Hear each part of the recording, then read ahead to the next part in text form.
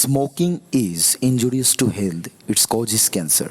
ধূমপান স্বাস্থ্যের পক্ষে ক্ষতিকারক, ইহা ক্যান্সারের কারণ।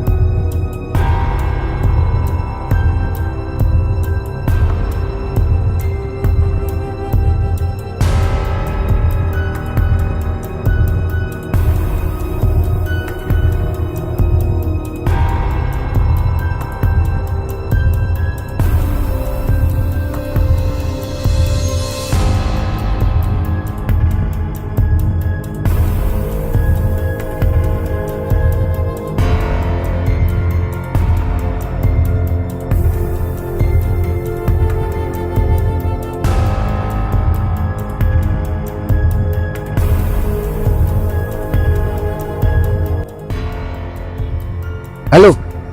হ্যাঁ, হ্যালো। হ্যাঁ বলো। কোথায় আছো? এই বাইরে আছি। একটা কথা রাখবে? একটা বারের জন্য প্লিজ আসবে? কেন? তোমাকে জাস্ট একটা বারের জন্য দেখতে চাই। আচ্ছা। প্লিজ এসো না। কবে? আজকে। কোথায়? আমাদের সেই পুরোনো জায়গাটায় এসো প্লিজ। একটা বারের জন্য এসো না, আর কখনো ডিস্টার্ব করবো না। একবারের জন্য এসো আচ্ছা আমাদের সেই পুরোনো জায়গাটায়। ঠিক আছে, ঠিক আছে, আসবো। আমি যাচ্ছি, আমি যাচ্ছি। রাখছি।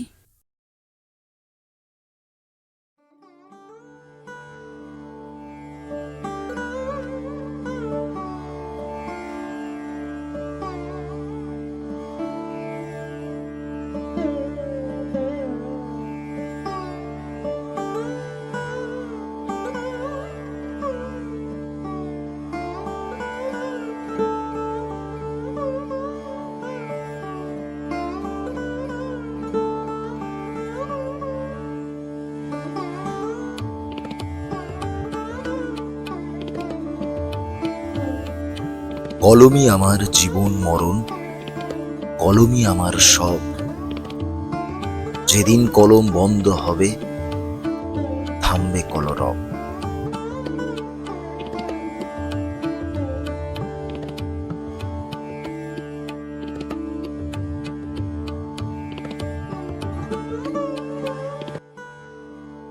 হ্যাঁ, আমি অশোক। আসলে আমি লিখতে ভালোবাসি, লেখাই আমার সব। আর এই যে একটু আগে যার সাথে কথা বলছিলাম, সেই মানুষটা আমার লেখার কারণে আমাকে ছেড়ে চলে গেছে। আগামীকাল তার জীবনে আসবে নতুন সঙ্গী, মানে সে বিয়ে করে নিচ্ছে। আসলে আমি লেখা ছাড়ার কিছুই পারি না। ব্যর্থতা ব্যর্থতা ব্যর্থতা। আমি একটা ব্যর্থ ছেলে, কারণ আমি শুধু লিখতেই জানি। আর এই লেখা নিয়েই আমার সবকিছু। তাই আজ শেষবারের মতন একটু দেখা করতে চাইলাম। মনের কথাগুলো খুলে বলার জন্য একবার দেখা করার ইচ্ছা হলো। ওই যে দূরে দাঁড়িয়ে আছে যে, ওই হলো আমার প্রাণ প্রিয় ভালোবাসার মানুষ, অমিতা। আজ শেষবারের মতো ওর কাছে আসলাম আমার জীবনের কিছু না বলা কথা বলতে। মিতা আমার জন্য অনেকক্ষণ দাঁড়িয়ে আছে। চলুন আজ মিতার কাছে যাই, আর মিতার সঙ্গে আমার জীবনের না বলা কিছু কথাগুলো বলে আসি।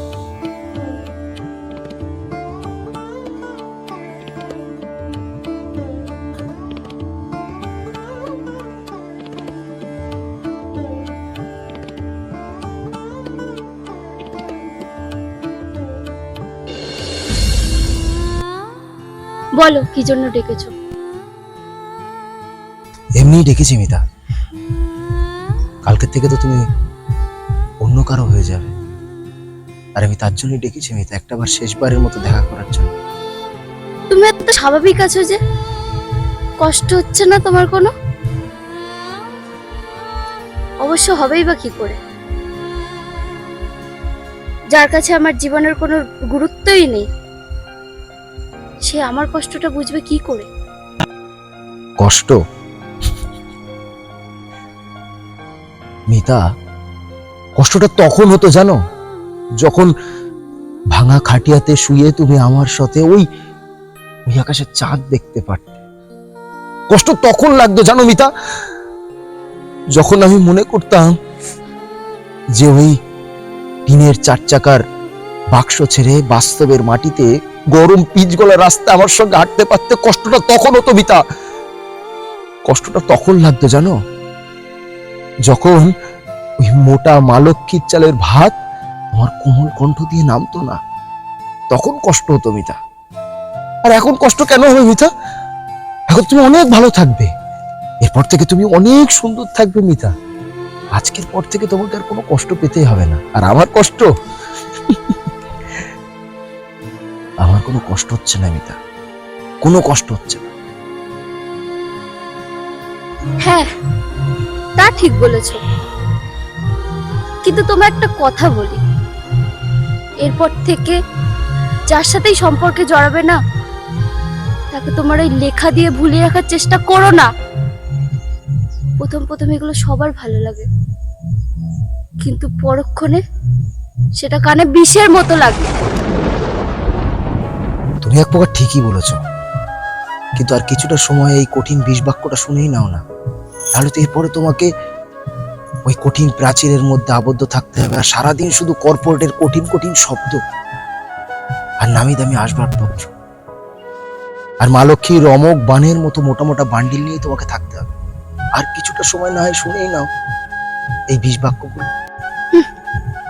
হ্যাঁ, মা লক্ষ্মীর ওই অমুকবার নেই বলেই তো আজকে আমাকে ভালোবাসা ত্যাগ করে চলে যেতে হচ্ছে। আচ্ছা, একটা কথা বলো তো তুমি আমায়, কোন বাবা মা তার মেয়ের জীবনে নিরাপত্তা খোঁজে না? বলতে পারো, জীবনের নিরাপত্তা খোঁজাটা কি খুব অন্যায়, খুব অপরাধ?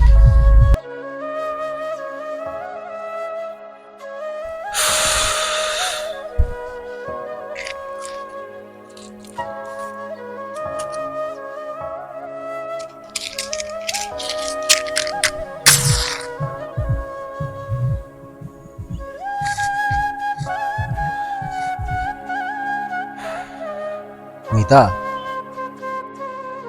নিরাপত্তায় যদি শেষ কথা হতো, তাহলে আমরা মাতৃগর্ভের প্রবল নিরাপত্তার মধ্যে থেকে যেতাম, এই ধুলোর পৃথিবীতে আসতাম না। ভালো থেকো মিতা, ভালো থেকো।